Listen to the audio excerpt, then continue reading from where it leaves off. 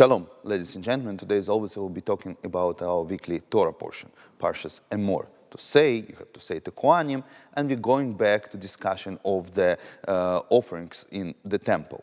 And one of the offerings that I want to discuss today, it was already mentioned in Torah before, in Parshas Tzav, it's Korban Todah, the offering of grace. When we are grateful for something, when we say thank you, and we spoke many times about importance and psychological importance to know how to say thank you. The person that knows how to be grateful is a person that has self-confidence, and the person that is free thinker, you have to have a courage to say thank you.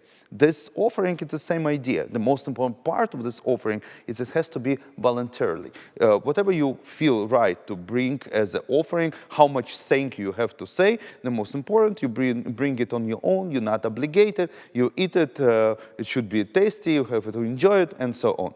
Unfortunately, today it seems out of this world. We unfortunately don't have a temple yet, we don't do offerings, but there is one very important tradition that our sages learn from this offering. And this is a special blessing that we recite. It's called Birkat HaGomel, the blessing that we were redeemed from the dangerous situation.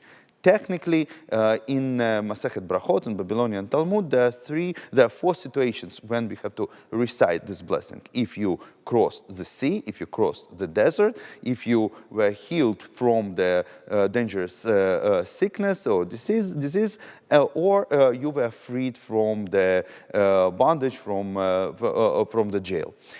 Now, I'm not going to get into the details how it evolves in our day's reality, but the most popular opportunity when we recite this blessing, it's when somebody travels, and the Jewish people travel a lot, over the sea. This person has to come after his successful arrival to the synagogue during the Torah reading. He comes up to the Torah and says this special blessing. And everybody else answer and wish him to be redeemed from the dangerous situation forever and whatever. Now, interestingly, it's very strange that we have to say it when we travel on the plane over the sea. Yes, I know that some people until today have phobias of flying on the plane and sitting locked to the screen and looking how long it left to get to the dry land. But it's a very safe way to travel. It's not that we were in a dangerous situation and then we were miraculously saved. But I believe we can learn from this very important aspect that's very, very relevant in our day's life.